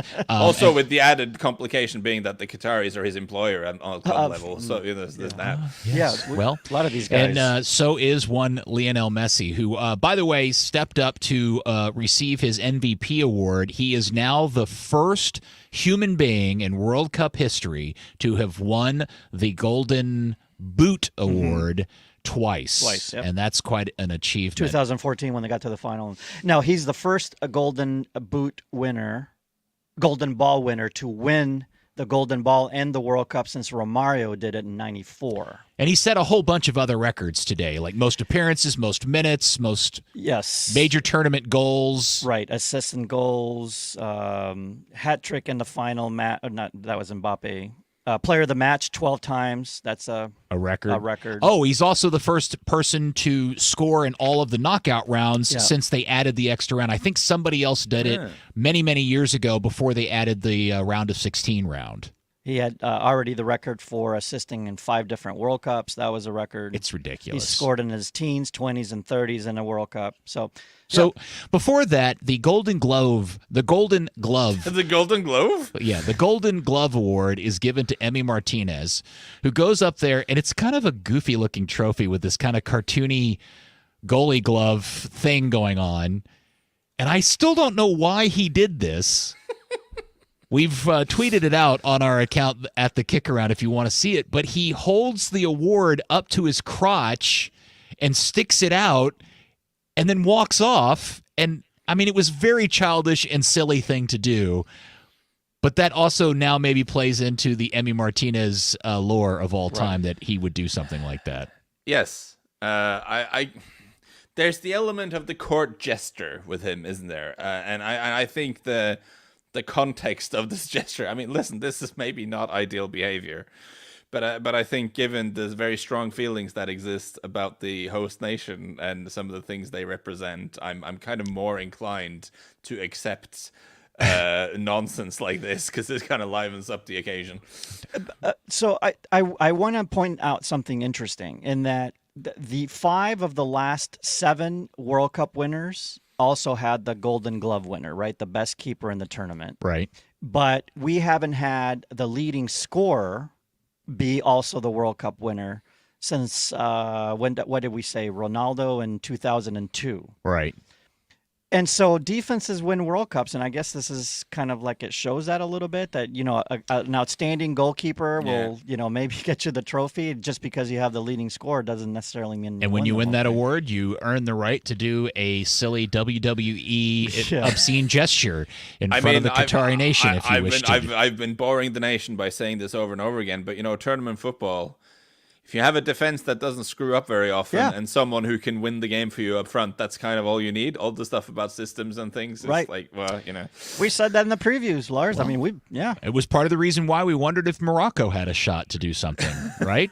Once they started progressing through the tournament a little bit. And then we had what arguably is the weirdest aspect of this entire thing. They go through the numerical order of all the Argentine players and the coach, giving them their medal. Messi is the last player because he's the captain and because it's Messi.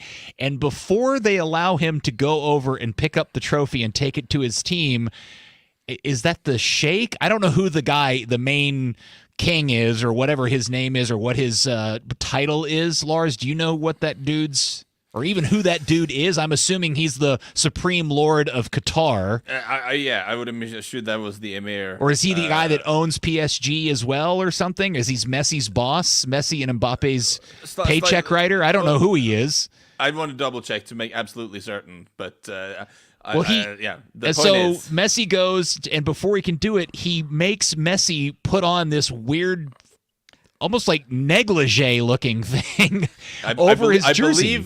I believe it's called a bisht.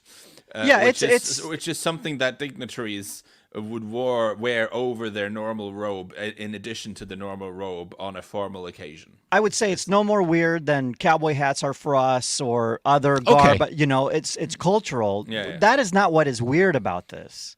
Well, I've never seen a host nation ask. No, that is player, what is weird about this. What right. you're saying now. Yeah, is no, like, not the. Yeah, not, yeah. I mean, okay. I think the thing is a little odd because it's like this see-through thing. But whatever, asking Messi to put that on or telling, really, kind of like forcing it on him was a very, very weird scene. Yeah. Okay. So I've double checked. I just want to make absolutely sure because that's never happened, Andy, has it? Yeah. Okay. It was the Emir Abdullah bin Hamad Al Thani who. No, hello. Yeah, it was the. It was Sheikh Tamim bin Hamad Al Thani, the Emir of Qatar. So I just want to make. So he's the head guy of the country. He's like their president, the Emir, yeah, or their king. So I wonder, was this pre-planned? Was it a surprise? Did Messi pre-agree to this because he's an ambassador or what? Yeah, and he's the captain. So did they have one in Hugo Ruiz's size? I guess. Right, or had it been him, would they have done it? It's very like the different green shaped men. It's like the green jacket for the Masters. Well, would they have done it had it been France? Yeah, I don't know. Because that's that's a the good whole question. subtext here is that Messi, of course, also plays for PSG, so he's kind of well, Mbappe does too. So maybe that one paid by Yeah. the Qataris. But can we agree that it's just weird to see a picture of Messi raising the trophy and all his Argentinian teammates around him with the traditional Argentina jersey, and he's wearing this thing? So this would be where I have a bit of a problem. I've got nothing against the cultural aspect. No, of this, because it would be the same if he's wearing a cowboy hat, like you said, right? Or the point is that this is chaps. Yeah. Yeah. The point is that this is his moment. This is his moment and Argentina's moment. This is actually not Qatar's moment. They've had many moments in the last few weeks. This is not about you guys. No, but it's also about the sport. It's about the sport, and the sport wants the other. It doesn't want that. I would think. Now, Andy, to my knowledge, you know history better than I do. I don't think any other host nation has sort of hoisted upon the World Cup winner some sort of local garments to wear to make sure that in the picture of Messi finally raising the World Cup, there's a little bit of thing to remind us that it's like taking ownership over the moment in a sense. But here's the point: it's not their moment at all. So I thought that was crass and showed a lack of class and understanding of the historical nature of the situation. But my question is, was it pre-planned with Messi or with FIFA? Or I don't know. Because that is one of the interesting things we'll talk about in the next segment is how FIFA. Do you think FIFA is just absolutely relieved that when all of this is over, they get their tournament back? Let's say, if the tournament is in Mexico and they're like, yeah, we want the captain to wear Charo outfit and a sombrero, or in Texas we want him to wear a cowboy outfit or whatever, in Norway. No, but that is really what it is. It's like asking Mbappe to wear a Stetson when he's lifting the World Cup. Yeah, the way that all went down looked very impromptu, and Messi looked very confused. And did it catch FIFA off guard? What are they going to say now? Is he going to tell No. So we're not going to get massively into this side of it, but I will say that it's been noticeable how FIFA have not been running the show here to the extent that they have in previous World Cups. I mean, you might remember before the World Cup in Brazil, there was a big controversy because Brazil had banned a bear in stadiums to get a hold of their sort of crowd trouble issue. And FIFA basically forced them to change the law. Yeah, in Russia too, Lars, both. Yeah, because we're going to sell beer no matter what you want. Mm-hmm. This did not happen in Qatar. No. Qatar said, we're not doing it, and FIFA... In Brazil and Russia, FIFA made the government change the rules. Yeah, I'm sure FIFA's very excited to get control of their tournament back when it comes over here to the United States, Canada, and Mexico. But at the end of the day, we finally got our moment. Messi gets to creep over and throw the trophy over his head with all of his friends, and the scenes after that moment are just fantastic. Him with his children, the other players with their families, all of it is exactly the kind of storybook ending we all hoped for. The scenes in Argentina were amazing. I mean, like people from outside Buenos Aires all traveled to the capital city to just celebrate together. Mm. It would have been awful had they lost, I guess. That would have been one sad scene. But it is incredible. This is over-talked maybe and overplayed, but it is just incredibly. You have to use real big superlatives or whatever to describe how important and staring a moment this is for Argentina, the nation, and those people. I mean, it really is. It's something that we all can't relate. We can't relate. Have you seen the Anges Cantor goal call or the No. call of because I did not know this about him. I didn't know he was Argentinian and had moved from Brandis. I didn't know that. Yeah. I thought I don't know how I didn't know it. Yeah. But if you haven't seen the footage, they've got a camera on him when he's calling the end of the game and that they've won it. And it is, if it doesn't make you well up with a sports tear, nothing will, because it is fantastic scenes. He's so, and the other thing that I thought about as this was going on, what a great way for this to end because of Grant Wall. He loved Argentina. You know, that was his second home, and his passing and untimely death during the tournament, and the fact during their game, and he would have absolutely been over the moon about this. So, you know, that's a sweet part, sweet aspect to the ending as well. All right, so here we are. Argentina has won the World Cup, and I've promised we would at least do a segment just kind of reviewing the tournament and all of that stuff. So we'll take a very, very short break, come back, and wrap up our final episode, and we'll do that next.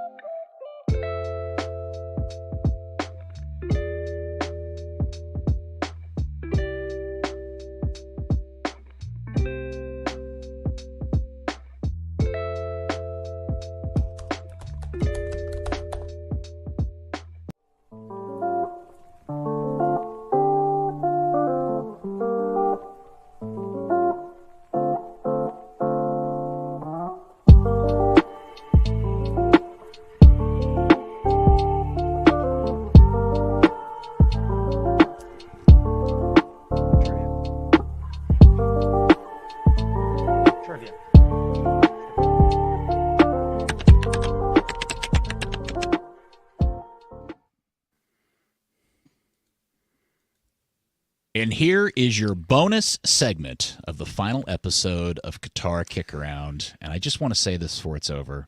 I love both of you very, very much. And my heart is breaking that we're not going to get to do this again. Very sweet. That's the thing. I was like going to go like, man, since this is the last segment, I say I really want to visit the National Soccer Hall of Fame now from seeing all of these adverts from Soccer 90. I've watched that advert so many times now. It looks nice. Yeah. You know, there's a funny story behind that. When we knew we were doing the live stream and we had to take breaks so that we could insert ads in the podcast, I thought, I want some video to run in that spot. And I thought, I can talk a whole bunch of people into just, somebody's got stock footage we could run. Yeah. Well, Andrew and Soccer 90, they didn't have it. They went out and made those two things specifically for this. Excellent. And I know everybody's probably tired of seeing it because they've watched it 1,000 times, but I appreciate them doing that.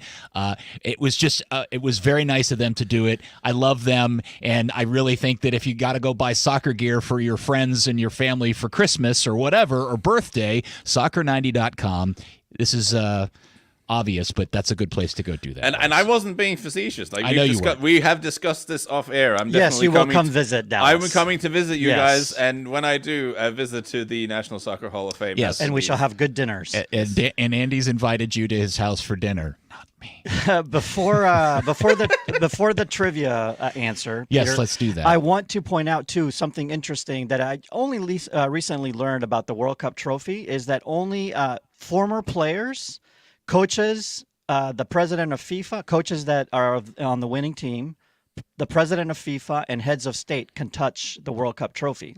That's why before every ceremony, it's former legends that have won the game that actually bring the trophy out and place it on the mantle, because they're the only ones allowed to touch the trophy. At any time, all period, like the when end. it visited Dallas, it was in a case. I got to see it, but you can't touch it. The only person that could touch it was a former champion. That's why Kaká traveled with it, because he could touch it. Was anybody in this post-COVID world a little bit weirded out by the fact that all the Argentine players went over and kissed it on the exact same spot, one right after the other, and just hoped, oh no, I hope nobody's transmitting They're anything. all eating 4 meals a day together. Come okay, on. Yeah. all right. Trivia question time. So also Professor Andy's World Cup trivia for the last time. Oh my God. This was the 5th time, by the way. This is an interesting tidbit that a team has won the World Cup after losing a game in group stages. West Germany twice, 54 and 74. We know that Spain also lost in the group stage in 2010. Argentina this year. The other team to have done it was Argentina in '78. When they won their first World Cup, they also lost in the group stage. So future teams that lose in the group stage, bonus trivia too. Don't lose hope.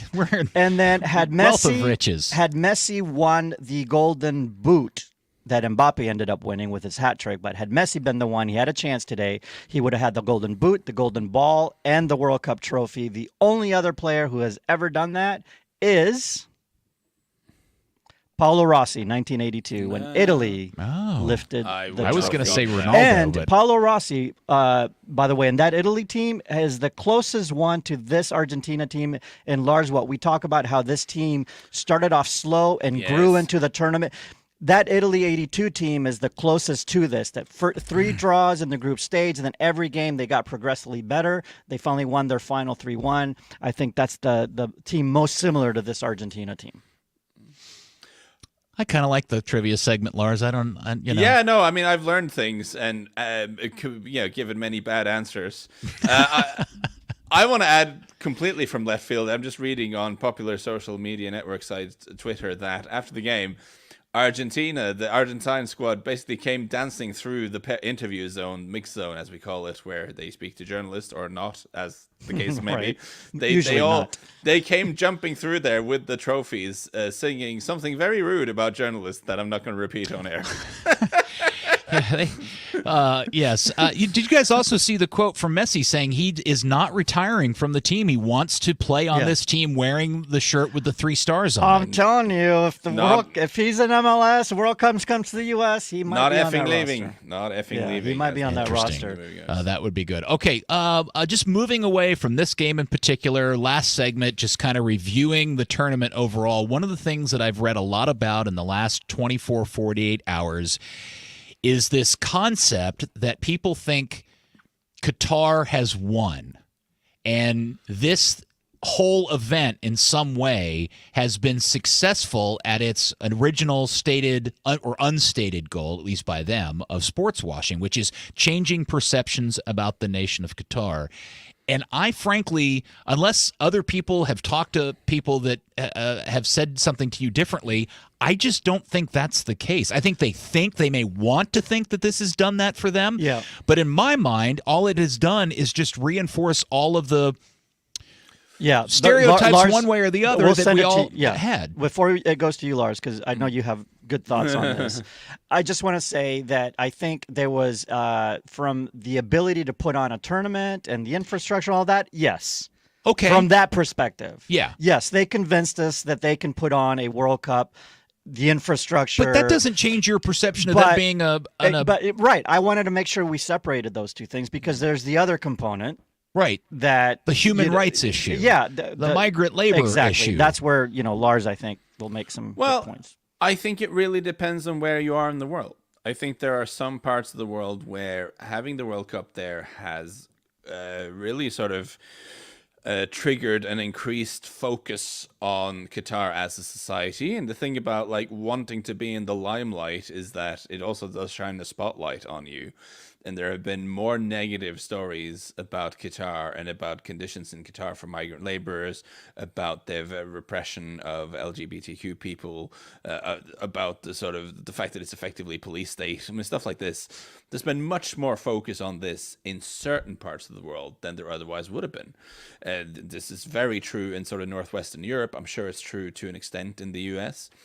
But there are also parts of the world where no one cares about this at all, and it just doesn't register.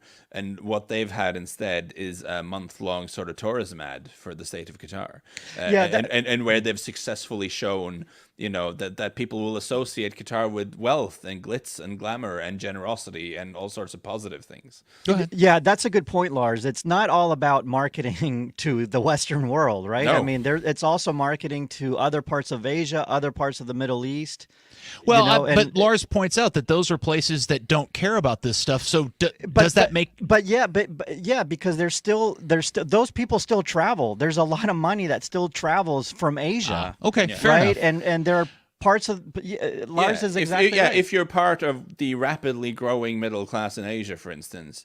Are you more likely to go on holiday to Qatar now than you were a year ago? I'd say yes, because you've seen it on TV and the thing, it looked nice. Now, it has brought on them a lot of negative attention in the West. But I think people like myself, I'm very engaged with this issue. I do quite a bit of work with The Guardian and stuff like this. I live in a massive echo chamber when it comes to these things. In Norway, the sort of anti-Qatar sentiment is so strong. This is like a lot of people have been boycotting the tournament entirely and refused to watch anything, and gotten quite cross with the people who have made a different decision and decided to watch it because they feel that they're, enabling this nonsense. But that is a very small corner of the world. and I think in a much bigger part of the world, this sort of negative coverage will not have registered. And just watching social media at a glance, I think there are parts of the world where that negativity has been seen as an anti-Arab thing, as an affront, right? Rather than engaging with the arguments and the specific criticism. It's more, as Gianni Infantino so clumsily put it, Europe should spend some more years apologizing for, I don't know, colonialism or whatever. And where was all this pushback with Russia and Brazil and South Africa? That leads me to my question, which is, in hindsight, if Qatar had this all over to do again, did they get out of this what they hoped to get out of it based on, one, what it cost them, just pure, a quarter of $1 trillion, okay? Chump change. Okay.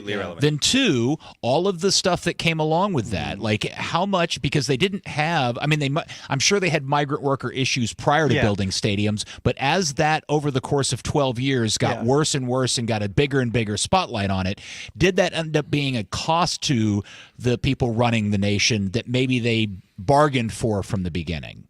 From the I'll answer the first part of your question, because was it money well spent? And did the perception of Qatar was it negatively impacted with what we saw during the World Cup? Right? Is that what you're asking, or are you adding the whole? I'm a dumb American, and I feel my perceptions and feelings about Qatar are way worse today than they were 5-6 years ago, because you had no feeling about Qatar before, right? That. Exactly. But at least I know what that nation is and what they're about. But my point would be that that's because you read the same newspapers I read and occasionally work for, and you're in this sort of English language, American, Northern European language bubble where more emphasis has been put on this than really anywhere or how else. It's covered and what angle is taken. Let me ask you, Peter. So Saudi Arabia, what is your perception of Saudi Arabia? I'm not a big fan. All right. So, but you didn't need a World Cup, them hosting a World Cup to know that. Why was Qatar different prior to this? Because it just wasn't. Qatar, I didn't know much about Qatar. I didn't even know Qatar was literally the size of the metroplex I live in as a nation. So you learned about the country, the good and the bad, and all that. Yeah. But they're a different culture set than mine is, right? And I disagree with their culture, and I disagree with their laws and how they go about their business. But again, I didn't. I guess I probably knew that as a cursory thing many years ago. But my point is them getting the World Cup shined a light on them that exposed me to a whole bunch of stuff about them that I didn't previously know about, and frankly, doesn't put them a good light or make me like them. Yeah, but so maybe you're not the target audience at that point, too. To Lars's point. And by the way, it didn't help them with their footballing either, because they got clowned in this tournament. Yeah, as most of us predicted. So, okay. Now, I want to take a minute just real quick to talk about the French, because despite losing this tournament today, we continue to see that they are, with not winning this tournament notwithstanding, they are an incredible leader in terms of being a footballing nation, player development, all of those things. Before it goes to you, Lars, remember Brazil, 94 World Cup winners, 98 lost in the final, 2002 World Cup winners. This is something we could see from this French team. Win it, got to the final, didn't win it. We very well could see them with Mbappe at 26. Could you imagine the French winning the World Cup in the United States? What that would do? It's a possibility. I think they have the depth and the players and the infrastructure, right, Lars? This is not far-fetched. And no, not at all. The odds probably are out already, right? For who's the 21st I haven't checked that. I haven't checked that. Maybe an early bet on France. It's just because their squad is pretty young. Like, go through their squad and look who the important players are. Most of them are a bit young. injury list for MVP, right? As you still the best line of the entire pod series. Lars. Manager of the tournament, France's injuries, even if it didn't work out for them in the end. But yeah, they will have to do it without Giroud, which is obviously going to be very difficult for them. But no, it's entirely plausible that there's enough strength there that we'll see them go far again in the next tournament. I would imagine so. Any other team?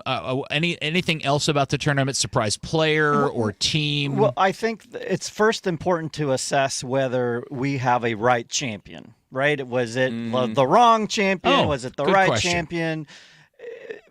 I think we're okay with Argentina being the champion, right? I mean, I think it was the right final. I think the best two teams in the tournament met each other in the final, and I think it was a coin toss between them. Right, and that's the other thing, which is amazing, because before this game, it was a coin toss game, right? We couldn't figure out who are we going to predict to win this, PKs, who.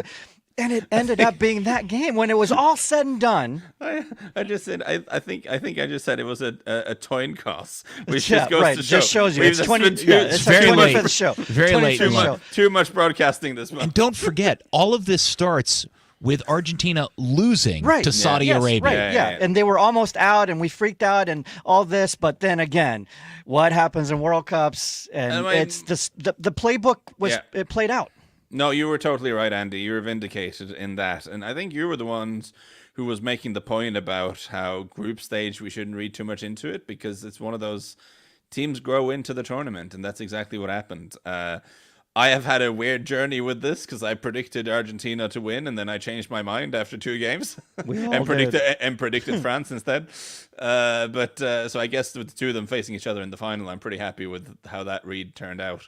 But no, it has been a very entertaining tournament, put it that way. It's been a tournament with, it passes the DVD test. You know, if you guys were sitting down tomorrow and compiling a sort of DVD of the tournament, you would not be short of material. No, for sure, and storylines and all that. It was a good tournament from a spectator point of view. The one thing, and I'm World Cup nerd. I love World Cups. When it's 48 teams, I'm still gonna love World Cup, Lars.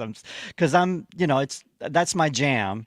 But the one thing I think this World Cup lacked, and what I enjoy about World Cups, is sometimes it's the color and the fan groups and the fandom and how that comes across the TV and the energy in that stadium. And we had that some games. We certainly had it today. That Argentina crowd was insane, and it was great to see. Morocco brought it, right? But there were a lot of games where fans of the countries were there. They were intermixed. They weren't all together. Just the energy wasn't there. And the energy, I think, was lacking outside of the stadiums too. Every World Cup we see the fan fest areas and different nations meeting to watch the games that their two teams are playing, meeting for those games and getting along, and the color and all. Yeah, that was missing. That's true. And that was missing because a lot of people just simply didn't travel to this one. Holding it in a tiny and prohibitively expensive place, I think, will do that, right? I mean, I think that's a real concern. I'm a little bit alarmed. I mean, maybe that's just them saying it because it sounds good. But FIFA sounds so happy with how this tournament went off. Well, and I guess that's what they have to say when they got paid. Yeah, I guess that's what you have to say when the cameras are on. And I'm wondering, I mean, is Infantino, I don't want to slander the man, but go ahead. There has been some suggestion that FIFA are, in a way, more happy to do business with autocrats because it's kind of easier. Like staging a tournament in a country that's an actual democracy is kind of harder because people have to have a say in things. Well, and you have to go to the government to change the beer laws, and but in that one you couldn't. But well, that's another side of it. Yeah, but I do think in terms of the cultural experience.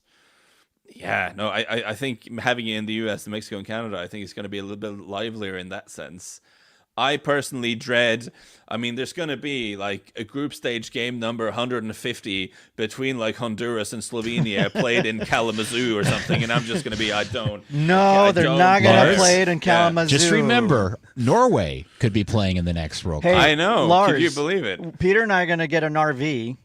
I'm going to drive separately, but we're going to broadcast out of the RV that Peter will live in. We'll just travel from game to game and do the World Cup kick-around from an RV. And you're invited, amazing. Lars, by the way. That sounds amazing. That sounds amazing. I do. It just dawned on me. We need to catch up now that all the results are in on the kick-around FOTMOB tournament predictor. We have a winner. Do we now? And in great ticket/kick-around style, it's somebody with a bit name. First name Jack.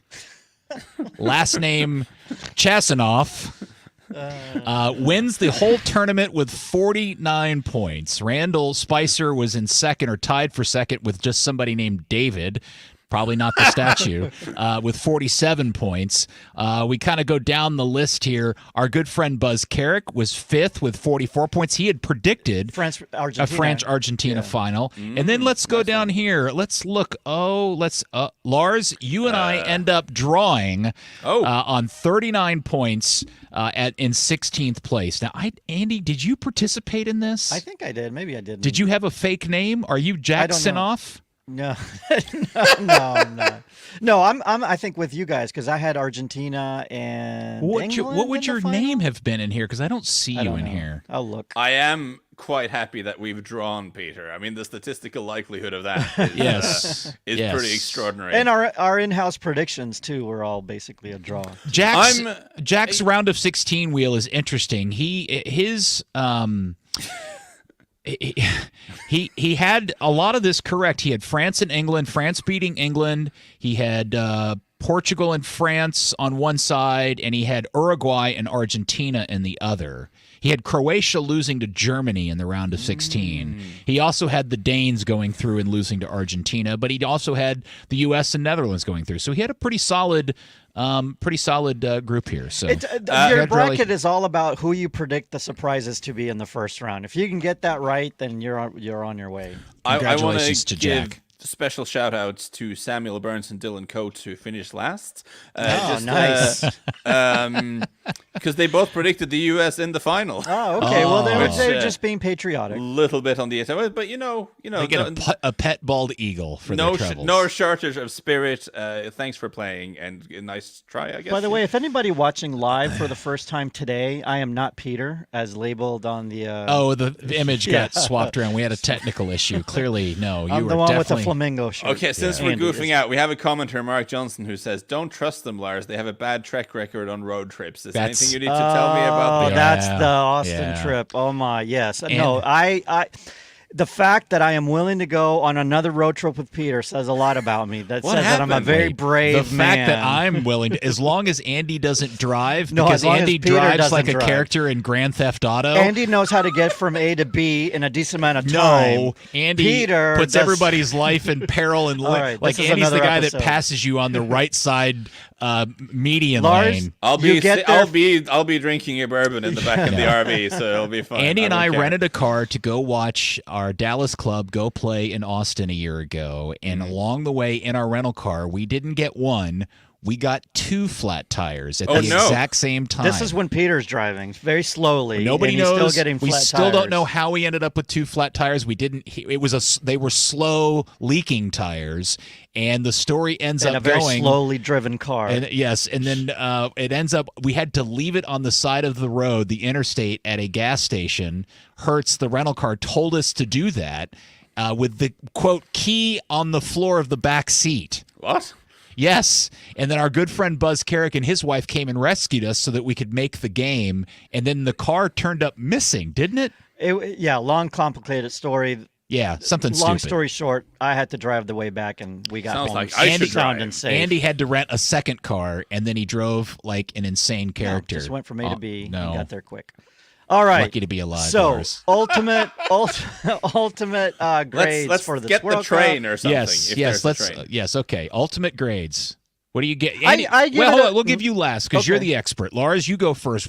Give this thing an A to D or F, whatever grade you want to give it. You have to put everything in a mix. You can't parse it out. This is the thing.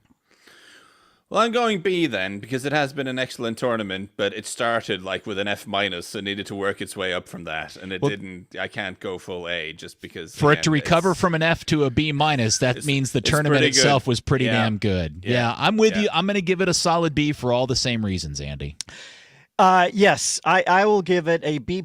I was at a B. I think last time we went through grades or on the radio show, on the terrestrial radio show, I gave it a B. I'll give it a B+ only because we had this epic final. And if you have the best final in the history of World Cups, then that deserves something.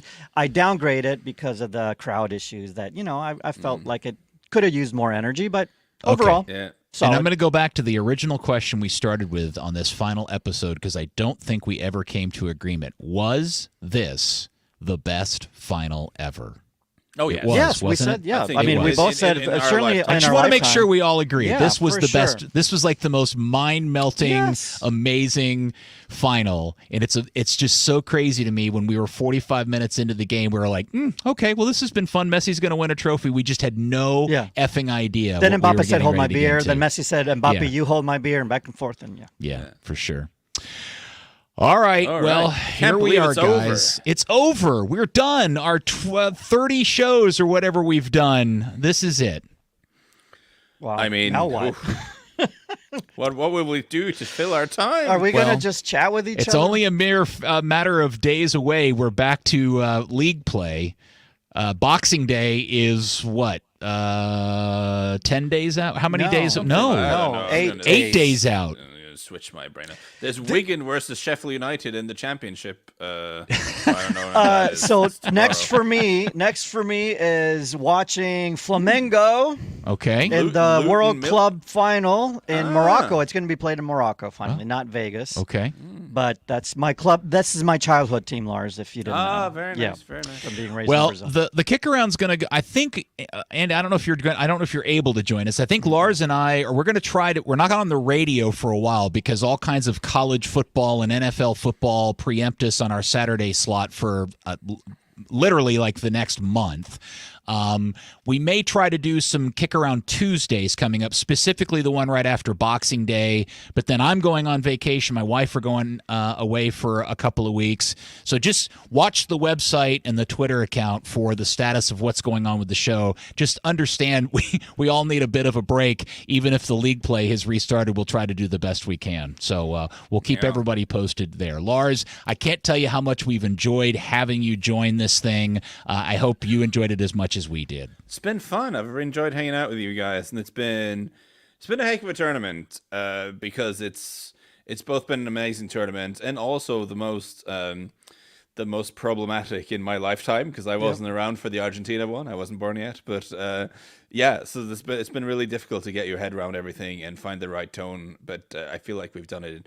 We've made a good attempt of it on this show, and I've enjoyed very much recording it with you guys. Well, the fans love you, Lars. Good stuff. And I do too. Andy, fist bump, buddy. Thank you for putting up with me. We did it through another World Cup, my friend. You're just talking about putting up with you through 26 days. We do a weekly show, man. Well, this is pretty intensive. This is extremely intensive. It was awesome. This is different. We talk World Cup. I know, but doing a podcast versus the radio show, all of this is very different for all of us. Lars made it great. Yeah, Lars did make it great.